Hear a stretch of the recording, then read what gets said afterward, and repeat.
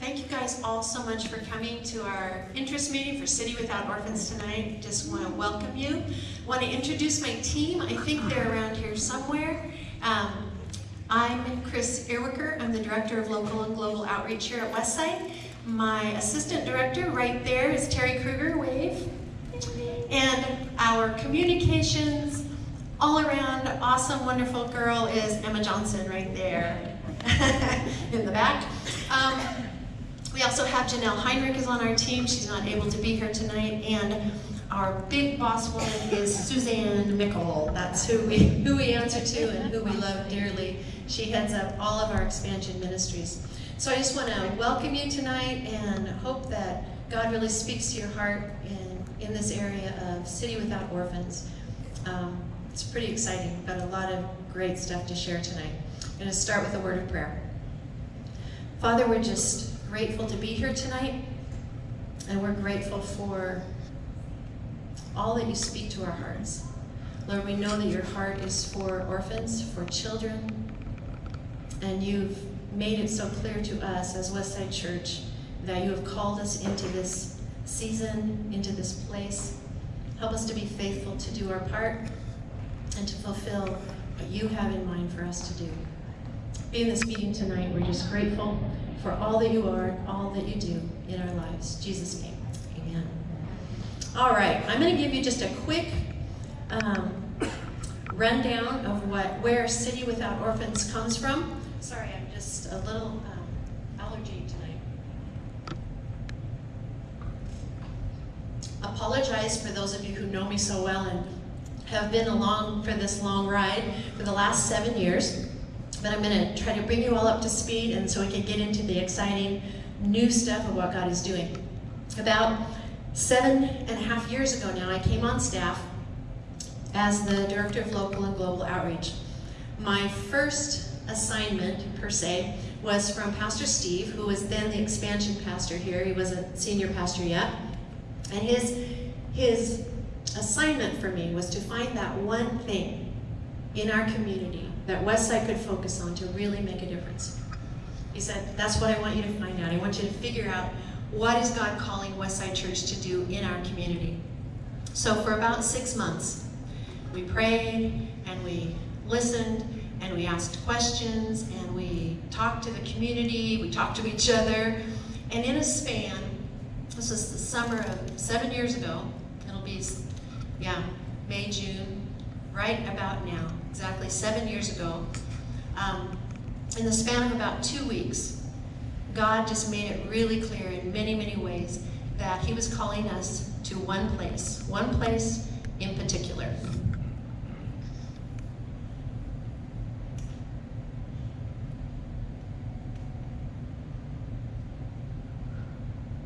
Foster care, which was extremely exciting to me because I had absolutely no experience, had no clue what in the world, why God would call me to this community. I had no clue. But it was one of those times, you ever have those times when you just know what you know?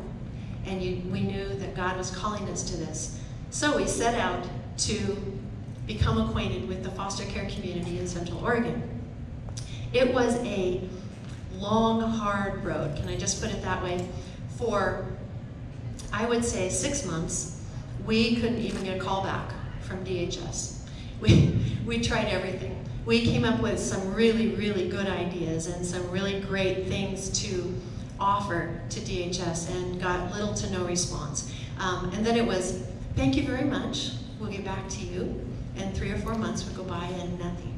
So, over the span of a couple of years, we persisted with no agenda but to serve, with no idea of making sweeping changes, but we just knew that God was calling us to serve in this area.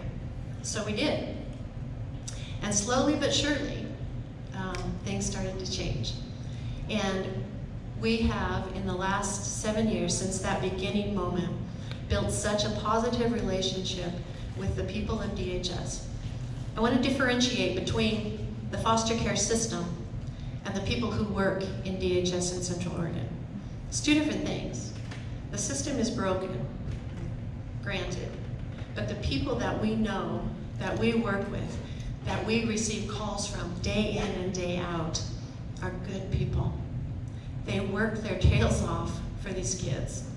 And we have really landed in a place where we can say that relationship trumps everything. And we have relationship with the people who are working so closely with these children. So we began this journey, like I said, 7 years ago. And we discovered a whole lot of stuff. And I want to just fill you in. I'm going to use this little person here. We'll call her Lacey.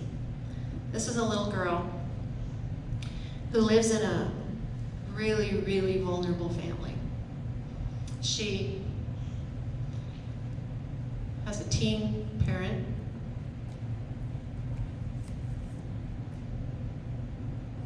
She lives in poverty. Her mom has very little education.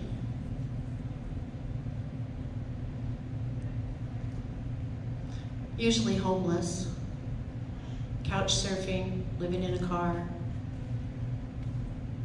A lot of other factors that make this little girl vulnerable. Without intervention, especially when it's a teen parent or a single parent, without intervention, the likelihood that this little girl will end up in foster care is high. Really, really high. So these are our vulnerable families. Once Lacey gets into foster care, again, without intervention, without something to break the chain of events that will naturally occur, this little girl will undoubtedly be in multiple foster homes, some of which may be abusive, but very little stability. So, if Lacey spends her life until she's 18 or now even 21 years old in the foster care system, if she ages out of the foster care system, the chances are very high that she will become, within a year or two, a teen parent herself. She will most likely live in poverty. She will not likely graduate. And very often, she will find herself homeless. So you see what happens here? We have a generational cycle. We have a child who, through no fault of her own, because of the circumstances she was born into, finds herself in our broken foster care system. And without intervention, she repeats the same cycle. So, for the first 3 years that we focused on foster care, that was our focus. We did what we could, we built relationship. DHS became very friendly towards us, call us with needs. We redid room makeovers for all the visitation rooms in Central Oregon. We do hope boxes for children entering foster care so that while they're waiting to get assigned to a home, they have a box full of goodies that they can play with and stuffed animal to hang on to. They've got things like that. So we focused a lot. We also did appreciation breakfast for the staff, because if you're ever looking to find a group of overworked, underappreciated, burned out people, you don't have to look any farther than DHS. It's a hard job in and of itself, but then the public perception of what they do and how they handle it is also very negative. So we tried really hard to build them up and encourage them as individuals who care deeply about these children. So we worked in this area for 3 or 4 years and saw some really good success. But then one day I looked around at what we were doing and I said, the problem with this is we can continue doing everything we're doing here, and we will never stop the flow of children coming into foster care. What are we going to do about this? So we started looking at prevention. This, if you will, foster care itself and our work in the foster care arena is intervention, where we engage in the midst of trauma, okay? Prevention, guys, is where it's at. Prevention is preventing the dissolution of the family in the first place. So that became a focus of ours, is prevention, while we continue intervention, okay? So prevention, I'm going to talk about some of the agencies and the nonprofits that we work with, some of the things we're actually doing, and some of the opportunities for you. But keep in mind, we're working in 3 areas now. Prevention to keep at-risk families together. So you can imagine what that entails. To keep a family that's maybe a single teen mom or a single parent that are living in poverty with education, working minimum wage jobs, don't have a home, or if they have a home, they don't have anything to put in the home. We hear a lot of stories like that. You can imagine the resources that it's going to take to meet the physical and emotional needs first of these people. You know, we can't go in and just preach Jesus to people who are trying to survive. First, you have to meet them where they are. That's what Jesus always did, didn't he? He never preached to a group without meeting their needs, right exactly where they are. So our third area, that is our newest that we're really focusing on, is restoration.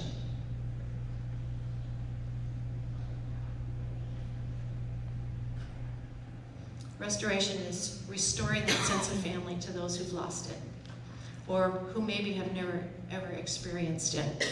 And that can be many different ways. I mean, we define, in this arena, we're defining family widely. And the 3, this is us rewriting someone's red line, their story. Prevention, our primary method of working is hosting through Kindred Connections, which is Safe Families for Children, if you're familiar with them. Emma, that raised her hand in the back, was the director of a Safe Families chapter in Indiana for 4 years. She's going to be working closely with Kindred Connections and Frontline Families. Frontline Families are those who host, foster, or adopt. Because I guess the ultimate restoration for a child is a forever family. Whether that is their family restored to health, or whether it's a forever adoptive family. Okay? So those are the 3 areas that we are working in primarily. Our goal is to identify as many host, foster, and adoptive families at Westside as we can. Raise your hand if that applies to you. I know there's at least a couple. All right, look around.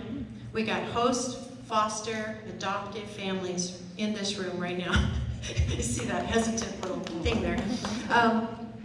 Yeah, so our goal is that each of these families in the red here are ultimately supported to the maximum, as much as you need, whatever you need. And that's where the rest of us come in. Because some of you are sitting there going, yeah, that's probably not me. I'm not in that line right there. I'm not either. But where we all can fit is doing our part. And there's a ton of opportunities. Joe, I think there's oh, Terry's got them. Let's pass those out now.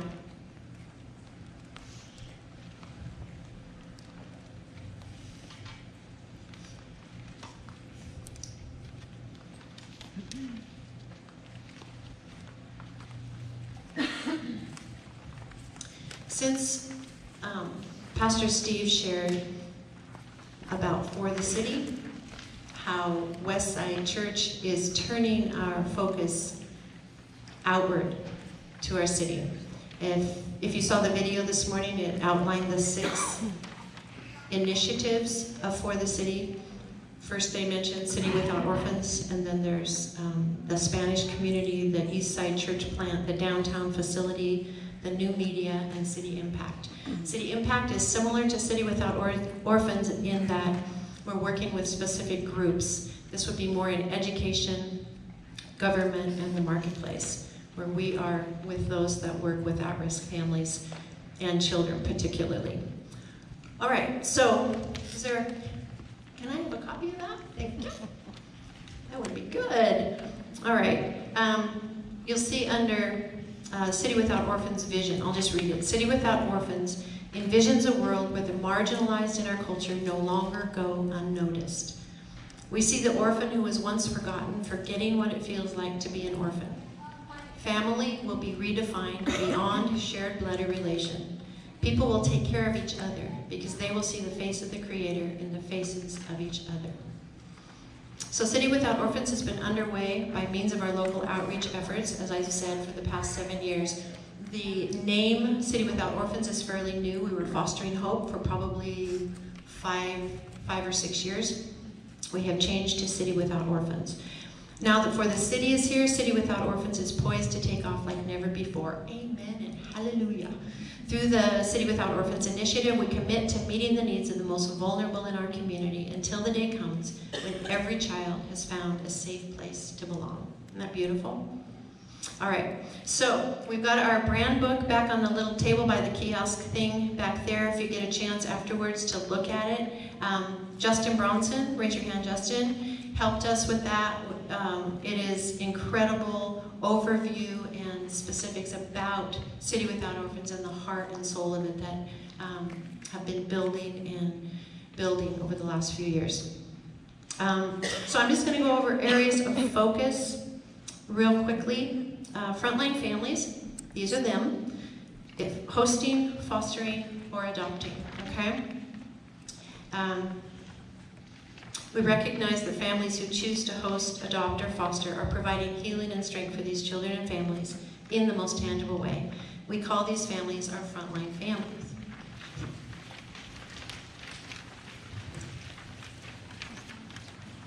And we understand that those frontline families can't do this alone.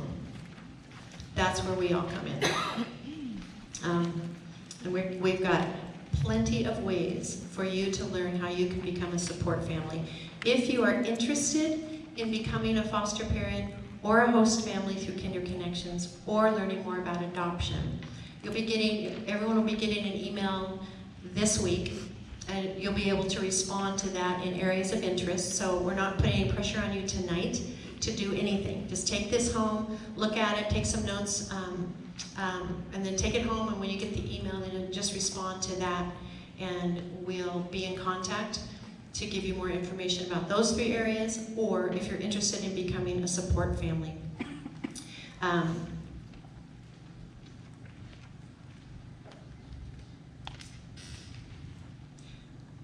I feel like there's a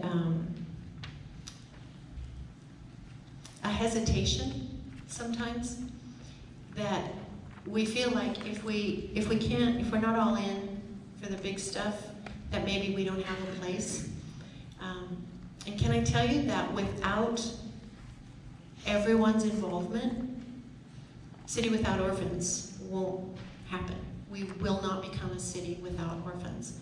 But if we catch a vision individually for what God is calling us to do in this season, in this time, we can truly do it. It is an impossible task without God. But if we all take our place and say, hey, whatever needs to be done, whatever I can do, I'll do it. And just say yes. That's been our motto over the last 7 years, is just say yes. And we do a lot of yesing, we do. And we have found that not once in 7 years have we ever outgiven God. We have never run out of funds. We've never needed volunteers when we couldn't get them. We've never had a new idea happen that did not have the leaders come forward to take their place. Every opportunity that you see here, everything that's already functioning has leaders in place, and they're outstanding. So we're looking for leaders, but we're also looking for just teammates. And we just work together, get to know each other, build relationships with each other, and then we can build relationships in the community. It's a pretty exciting time. One of the ongoing ministries that's pretty cool here is Cascade Youth Camps. Our director's here, Kelly Lincoln. Stand up, Kelly, because you're in the back. People can't see you otherwise. Is this our 6th year of camps? I think so. Yeah. So every summer, and there's several people here who have helped with the camps, but every summer we do a camp for at-risk and foster youth from 12 to 17 years old. We do a boys camp and a girls camp, and they're life-changing. They're life-changing for the kids, and they're life-changing for those of us who've been at the camps. It's pretty cool. And we're always looking for new teammates for Cascade Youth Camps. We have the girls camp this summer is in July, and the boys camp is in August. You'll see there on the list, there's all kinds of ways to be involved. We always need counselors. The more counselors we have, the more kids we can say yes to. And we want to say yes to as many kids as we can. Community Assist, exciting new thing that we're doing. I don't know how many of you have heard about what we're doing, but we had the most incredible opportunity come our way to partner with a group called Assist International down in California to receive semi-truckloads of brand new Costco goods to distribute free of charge to our community. Hello, can I get an amen on that? Is that so cool? Yes, it is. It's very, very cool. We will be getting in 2 weeks our 3rd shipment, and we now have how many different community agencies that we work with? 30? About 30 agencies. So the word has spread. Some of those were our community partners who already knew about us, knew what we were doing, but some of these are brand new, and the word is spreading that Westside Church has a heart for our community. And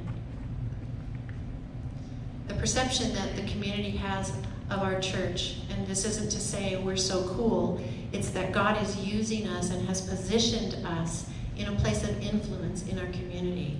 And it came about because we served with no agenda. When you serve, you build relationship. And it's only through relationship that people will allow you to have influence. And so now we're in a place of influence and effectiveness in our community. And the goods that come in, they're random. We have no idea what we're going to get. We have actually found homes for 6 brand new toilets. Lovely. It's awesome. Yeah. And then there's cool things like dining room sets and desks and tables and toys for children. And Cindy, what else do we have? Cindy is swimming pools, barbecues, lawnmower. Yeah, we have refrigerators, freezers. Yeah, we have distributed just literally a ton of things through Community Assist. Now we're in the process of something that's going to take Community Assist and our warehouse opportunity to a new level.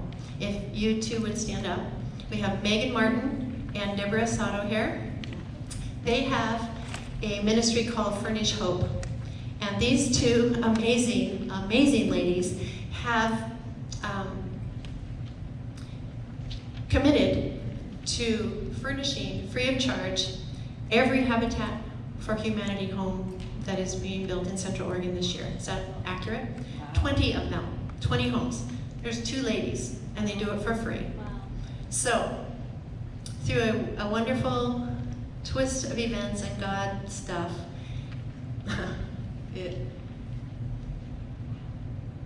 we're going to be sharing the space. And 20 families that we may or may not have had contact with now will know.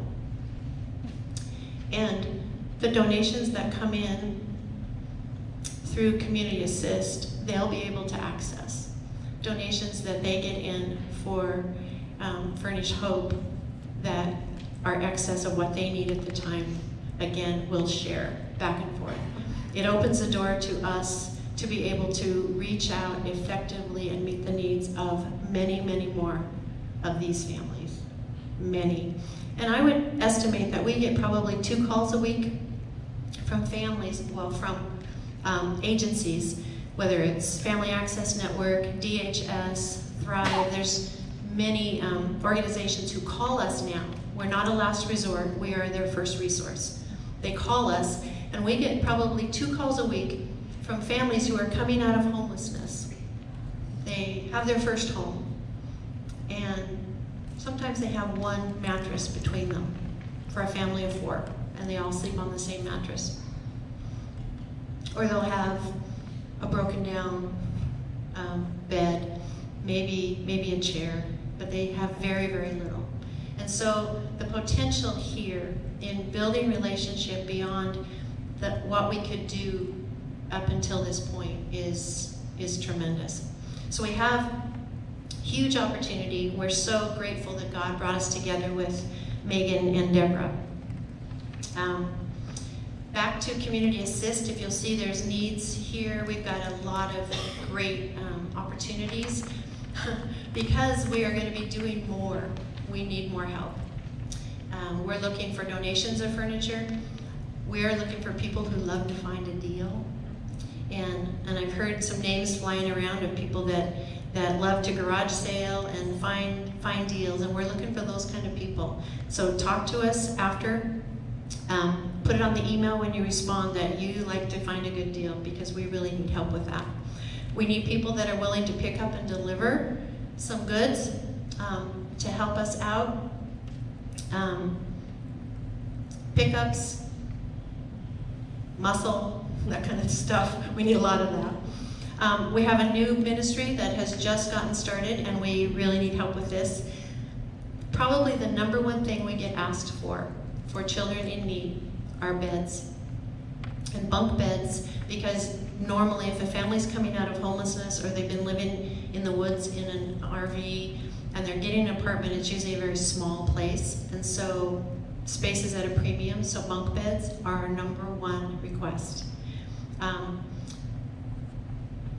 God put it on the heart of a couple in our church, and they have designed and they have plans and have built 2 sets of bunk beds. They have come into some circumstances in their life. They're not able to move forward with it on a regular basis. And so if you love to build and you have a heart for that kind of thing, we have the plans, we'll supply the wood. All you need to do is build it, and we'll deliver it and set it up for families. It's a pretty cool thing. Community care. Event planning, Kristen right here is heading up our events team. So if you love to plan things and help with events and decorate and all that kind of good stuff, Kristen's your girl. We're going to be doing the Red Cross blood drive in June and August, and we're looking for a few volunteers for that, and then we've got some other great opportunities. So going down the line, you'll see community care. There's a few more opportunities. iHeart 365 is good for everybody, so if you haven't signed up for that, it's a simple text message to do that. Okay, so what do we got? We've got Lacey. The #1 cause of child abuse is social isolation. So a teen parent living in poverty with no education, working a minimum wage job, maybe couch surfing with her baby, high risk of abuse, which is what's going to land them in foster care. Abuse, neglect, and threat of harm are the 3 things that DHS looks for to pull children. So we're looking at preventative ways to keep families together. Providing, yes, tangible goods, but also resources, relationship. We work with Kindred Connections, I told you that. Host families, just a quick description of host families. The way Kindred Connections works is that an at-risk family, a family in difficulty, they're maybe teetering on this line right here. If they call Kindred Connections, we have a hotline. They call Kindred Connections, then they will receive a call back immediately from one of our Kindred Connections staff who will assess the need, and if possible, we will step in to help them with their children. We host. Doesn't always work into a host situation, but we are able to host. So a host family can take in anywhere from an infant up to a teenager. We have a hosting going on right now with the Summer Spashings back here, 18-year-old, right? Yeah, she needed a place to stay until she graduates from high school so she could stay in her school. And she's asked to stay a little longer, and they said yes, God bless you. So we've had everything from tiny little babies up to 18-year-olds, and from just an afternoon hosting to several months. It's a broad range. But the beauty of it is we take care of the children, so not to keep them safe from their parent, but to keep them safe while their parent gets the help they need. Sometimes we've had a single mom that had to go to jail for DUI for 10 days. No family, no friends, nobody to help. And if Safe Families, now Kindred Connections, had not stepped in, that child would have ended up in foster care. Once that door opens, it's difficult to shut it again. So our goal is to always keep families together as long as it's safe. So hostings happen in a broad range. While those hostings are going on, that's when we need people who say, and Julie, you've done this, just take a meal. Go to the store, buy the diapers. Say, I'll come watch the kids so you guys can just be sane for a few hours. A lot of different smaller things, guys, that really add up to us doing life together just as God intended it to be. Fostering, if you are interested in foster care, like I said, we have tremendous relationship with the DHS employees. Some of the caseworkers are good friends of mine now, and just because of who I am and who they are, God has just brought us together and we're able to share openly. So we can put you together with the right people, the right caseworkers, and move that forward really quickly. Adoption, again, there's many, many options. And can I just say that adopting children who have languished in foster care for years is just high on my list of the God thing to do.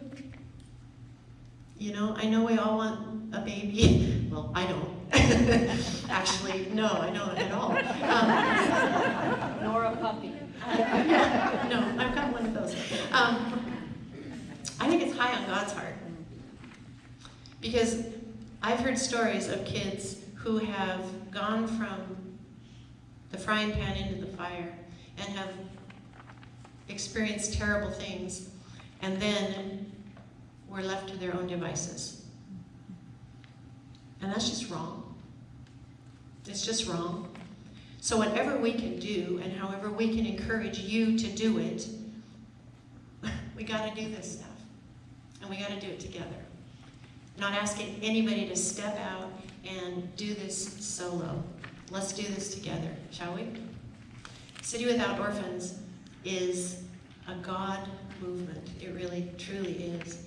And there's so much good to be done, so much need, and God is on the move.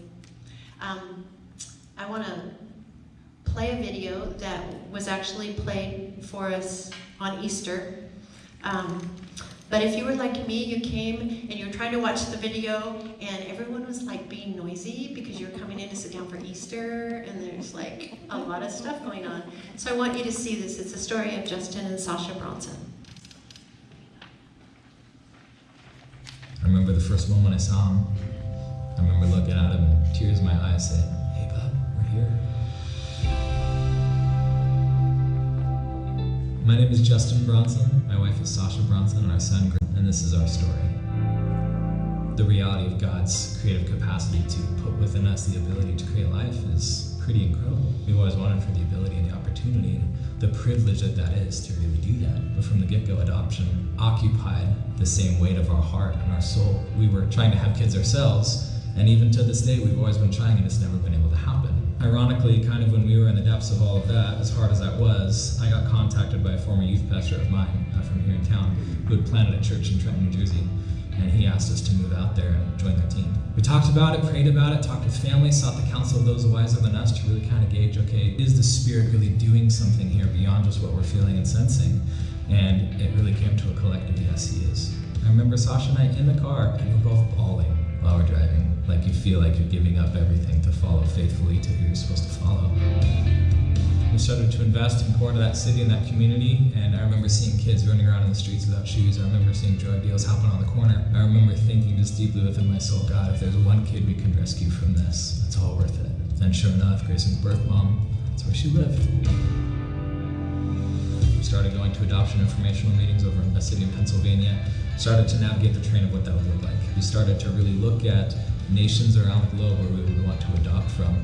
And then all at the same time, we were being transparent and vulnerable and real about this journey for us with our community, because we wanted it to not only be used by God to maybe inspire somebody to do the same, but to even do something different that they were supposed to do because the Spirit of God was asking them to and inviting them into that. One of these weekends, as we were sharing that story, Grayson's birth mom was there. She had contacted our church office and said, hey, I'd really love to meet with you. I just need some guidance, some family counseling. Would you and Sasha be able to meet with me? And I'm just like, yeah, we'd love to. And she said, I'm pregnant. The birth father does not want me to keep it. And I don't know what I'm supposed to do. But as I've been praying, as I've been asking for God for wisdom and direction, and saw your commitment to what you're doing, adopting a kid from another country, it made me feel like, okay, God, did you give me this baby for this family? And she told us that's why God gave her her child, to give to us. It was an answer to a prayer that we've just lived with our whole life. And we said yes. So not only was it amazing for us to see this answer to prayer and Grayson's birth mom offering us her baby, but a few weeks later, we then had our first ultrasound, found out he was a boy.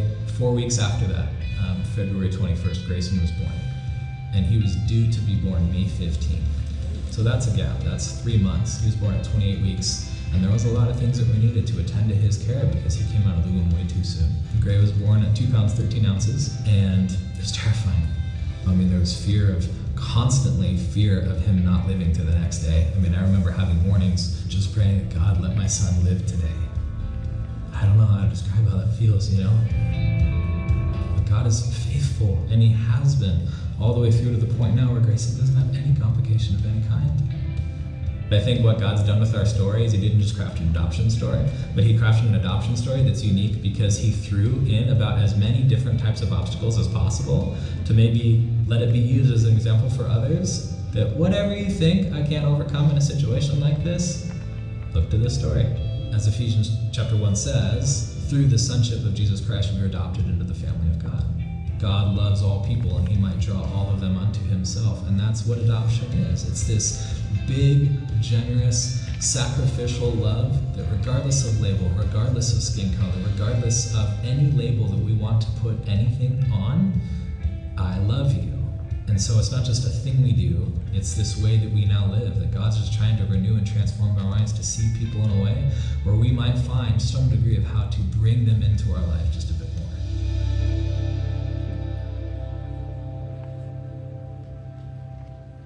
Wow. I watched that several times now, and it moves me every time. That's what we're about. Thank you, guys. So, I want to just take the last 15 or 20 minutes here and just ask some questions. If you guys have questions to ask or comments to make or stories to tell, we'd love to hear it. Anybody have a question? Anybody want to jump up and say, I want to adopt? Yeah. That would work too. That'd be cool. We'll get your picture. That'd be awesome. We'd say this is a great meeting. We'd make a video. That'd be awesome. As far as Frontline Families, I wanted to mention that Emma, again, if you'd stand up and Emma's going to be heading up our Frontline Families Focus. I mentioned that she was the director of Safe Families, which is our Kinder Connections. She is also basically fostering a young woman, girl, 14-year-old, from Indiana in their home, and they have adopted Marvin, 7 years old. So she's got a pretty good You can ask me about any of those things, and I'll just be very honest. She'll be very honest. Yeah. Yes, do it. Yes, We've kind of landed doing those things without setting out to do that from the beginning. Like we kind of set on a journey of just being willing to have our lives a little bit open, and God just kind of opened door after door after door until we ended up adopting, but not planning to adopt. We basically adopted because he needed to be adopted. And honestly, sometimes I struggle with our own adoption story a little bit because it's not, what's normal for adoption? Sometimes we just get things in our head. So I've really been thinking through it, and I think it's okay to say that sometimes you step up just because the need is there. We cared for a child for a long time that ended up being in foster care and then ended up needing to be adopted. It was a very hard decision to decide if we were going to do that or not, but we did it. So some things are very natural, and some things you really just have to kind of take a deep breath and jump in and do it and believe that God's brought you there and that he'll see through it. So whatever reason you're thinking about these things, it doesn't have to be beautiful and perfect. There's a lot of need out there, and sometimes the best reason to do it is because there's just a huge need. The need is just there. So we're not all perfect. Our family's certainly not perfect, but here we are. So anyway. So anybody have questions for Emma, since she's our resident expert? Anything? I can't believe that I, covered this so well that there's Josh, thank you. I just have a comment. I was at an event that had DHS at it, and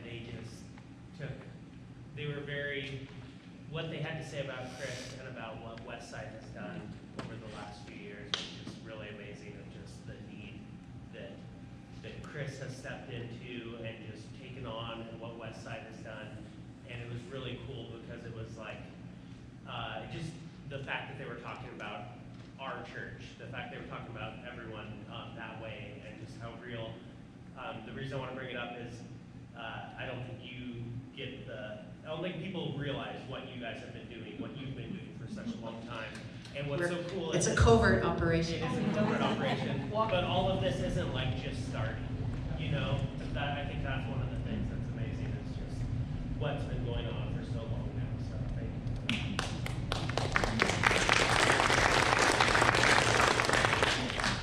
you. The interesting thing, thank you Josh for saying that, the interesting thing about that is that we didn't set out to do any of this. We set out to say yes because God said, go be with the foster care community, and to see how God has used that not only to encourage DHS, but to literally to broaden our view of helping so many in such a broad range. We work with organizations that focus entirely in this arena. We work with agencies that work entirely in prevention. And we work with agencies that work just with foster children. And so for us to move between those three, when these groups are so focused on what they do, and yet we have relationship between those. And so we have become literally sort of a connecting point for these other agencies that really didn't know much about each other. And now it's extending to churches. It's so cool. Kinder Connections, we have close to 12, I believe, 12 churches in Central Oregon working together. It's not just Westside with Kinder Connections.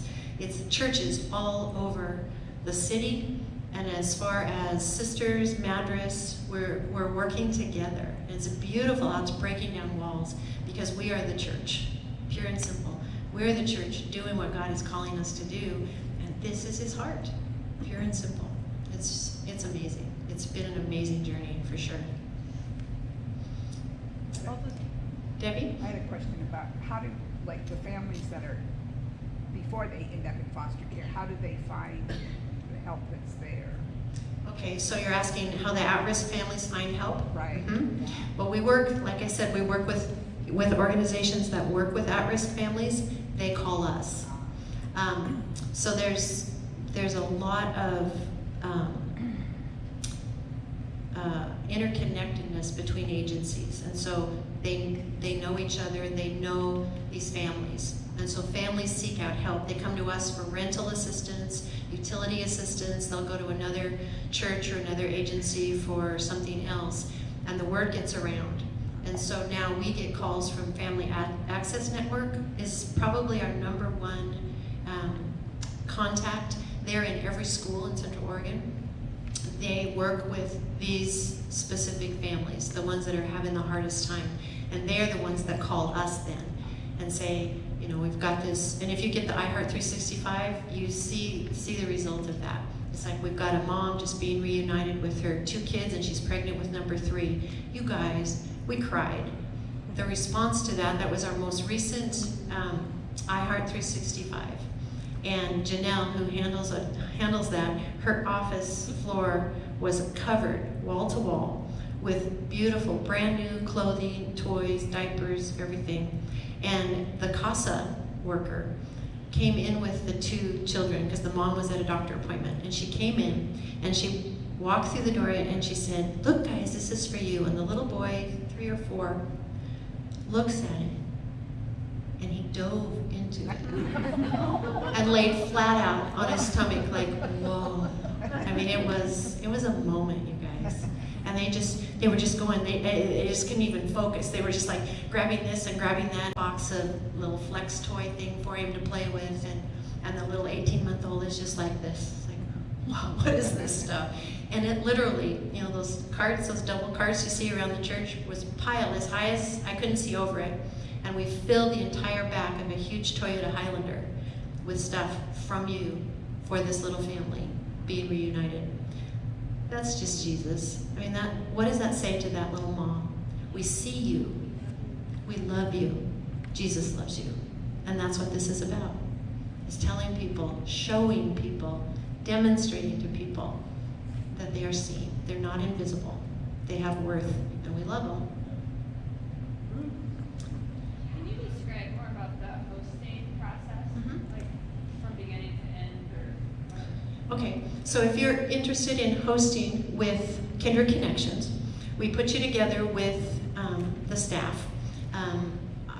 I was part of forming it. I'm connected, still go to some of their meetings and stuff, but there's a staff that will contact you. They do training. We've done it different ways. We used to have large group trainings like this for like a day, but now that it's more intimate, they'll come to your home and do a training. There's an application process. It's probably not as much as for adoption, but it's pretty involved. You do a training, an application process, background check, fingerprinting, all of that, and when that's done, then you're kind of entered into a revolving database. And Stephanie, Ron, you could probably speak to this more than I even, that you can say yes or you can say no anytime. So it's not like, oh, you're on the list, here's the next kid that popped up, and it's a 16-year-old goth kid that is having a hard time being around humans. And you can say no. You can say no. You can say, I can only host in the summer months, or I can only host girls under 5. We recommend that you don't have kids you don't host kids older than your youngest. So there's a lot of details like that, but it's really a straightforward process. And it's not, I wouldn't say, at least right now, this could change, but it's not like you guys get a call every other week, correct? It's slowly building in Central Oregon, and so there's a good understanding in the community, but I would say that that's building as well. So yeah, Stephanie? One thing that I encourage both of us work, so it was like hours in it. We just said we had to have school-age kids, and there was the first family had 3 kids, and we just didn't want to separate them. But we had to figure out what they would do from school till we could pick them up, and it was safe families at the time. They figured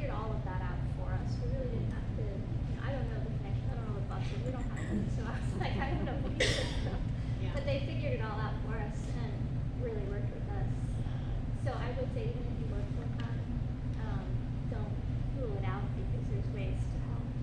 Yeah, so if you couldn't hear all of that, Stephanie and Ron both work full-time, and so they said they could only host school-age children, and their first hosting was 3 siblings. They're brave people, and they're still doing it, so see, it works. Yeah, so they're a great organization, and they do work with you whatever works for your family. And again, I started to say this, and I don't think I said it very well, but with Kinder Connections, the focus is as much on the parents or even more as it is on the children. We're hosting the children to keep them safe, but our desire is to resource the parents, support the parents, build relationship with the parents. And so we encourage, whenever possible, in a hosting, and it's entirely up to the hosting family, if there's a possibility, and we've had this happen where there are still relationships that are going strong long after the hosting ends between our host families. Grace and John Parks are an example of that. They were going to try to be here tonight, but Grace and John hosted they've done several hostings, but some of those relationships are still intact years later. So it's a pretty cool thing. Yeah. What else? We've got a few more minutes. Anybody? Yes. I know that children in foster care and up for adoption these days, a lot of them are families that have alcohol or drug issues, which presents a whole new set of problems. For adoptive families, what do you have set up like to support them? Parents of adopted kids who may have a lot of issues in those areas. Do you have anything specific, or are there organizations that you refer them to? That's a really good question. I think we're kind of at the beginning stage of that. Mm-hmm. We're still trying to figure out who else we have Yeah. that are adoptive and foster families. But yeah, there are significant. Emma, can you speak to that? Well, I can just say that I love that you actually thought of that. Well, my daughter and her husband adopted 5 Yep. that have some of those background issues, and Yeah. and I know how difficult it's Yeah. been, and I Yeah. know that you need support and help. And we do have a little bit of that too. And for us, it's not something that you know right away. No. Those things happen after you see progress not, being made in school and things like that. So it's not like you get like a full sheet of diagnoses when you adopt a child. You just kind of live your life and you figure it out. And then as you run into those things, being able to go somewhere and find resources and support is kind of what you do. So I love that you asked that question, because it is a different level of helping a child and just understanding, what they might have neurologically going on. So honestly, I would love to find out that there's just resources for that anywhere in school. It's not really something that people look at like autism or, oh, you have dyslexia. Here, this is what we do for that. It's just kind of maybe a little bit of education, some trauma-informed discussions probably would be helpful for a church to be able to, or support families to be able to have, just to kind of understand how the brain is affected by trauma. And even when it comes to fetal alcohol and things like that, there's now a spectrum. Just like there's a spectrum for autism, there's a spectrum for, it's called FASD, it's fetal alcohol SD, whatever that is. Spectrum, something. So yeah, I don't think we have an answer for that, and I don't know if there is an answer for that out in the world. If there is, let me know. But just having some education on it, maybe some even just videos or things like that for people to expose themselves to, if they're going to say we're going to help a family or help a child, just to kind of educate yourself on the topic might be the best thing that we could do, is provide some education. And support from, what I saw with them, they had ended up with 5 siblings, and the last 2 they got from birth, and then the 3 older were a little bit older. Yeah. But just a lot of things that they inherited, things that and they were very, very close in age. They had a newborn, a 1-year-old, a 2-year-old, a 4-year-old, and a 6-year-old. Wow. And so, we've lived through that with them as grandchildren, but the parents, and they've done a wonderful job, and they said they felt very supportive. They've had good support from church and everything, but oh, there was some, she would call me and I'd be on my way to work and she'd say, I don't know what to do with him. He's this, and this. And, you know, that kind of thing for adoptive parents. Yeah.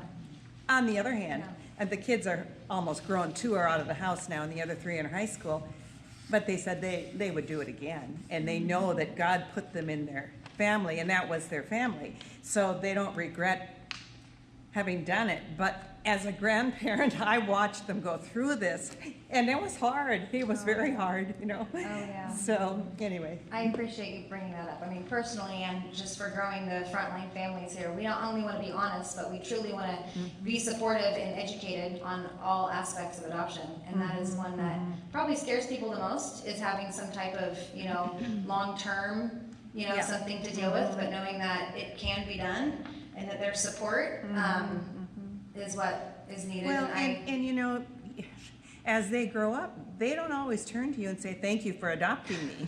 You know, I mean, they can be very angry, they can be rebellious. You've got a lot of things you're dealing with. And to be honest, no child appreciates it till they're 30. no, that's true. That's true. But you know, there's something that you just have to hang on to, that God did this and God planned this, and I just hang on to that He's going to, in the end, He's going to rescue every one of them because it's His plan. And it's not always obvious, you know. Excuse me. Thank you. Anyway. Thank you. Thank you. Well, it's 6:30, so we, Can I just speak Justin. real quick? yeah.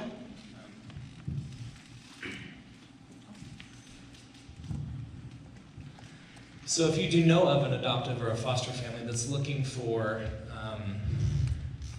opportunities to deepen their understanding, to gain some insight in how to not just help care for kids in terms of a conventional parent them standpoint, but to better understand trauma and how to treat trauma, how to create space for kids to process grief, because like you're talking about kids that are angry and they're frustrated. You know, a big thing we've been learning is that there's a major difference between trauma-induced emotional reaction and willful disobedience.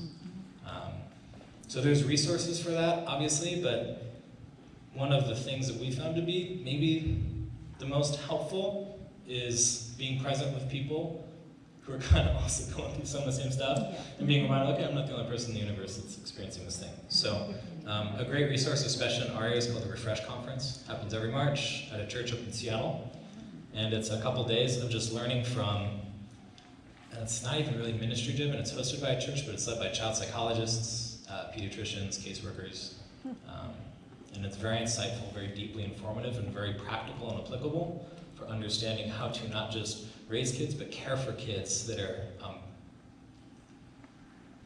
very much affected by major trauma that oftentimes in some of these systems and structures just go unnoticed and untreated. That's good. All right. I would encourage you, if you have to go pick up kids, go pick up kids, but if you want to and talk with each other, you can tell there's some people that know what's going on and are already engaged. If you have questions for them or discussion. Also, turns out I wasn't telling you how to do the kiosk quite right. So if you tried to punch in and stuff, there's an extra button, and Emma's going to stand there and show you how to really do it, or someone will. You can even just give me your name tag. I'll register you. That's high tech. Give her your name tag. We really want to keep track of this whole group and contact you as a group going forwards, and we just. Yeah, we just want to make sure we get everybody. Yeah, so either do the kiosk, tell Emma you're here, what your name is, and we'll go from there. All right, God bless you. Thank you so much for coming, and can't wait to hear back from you. Thanks.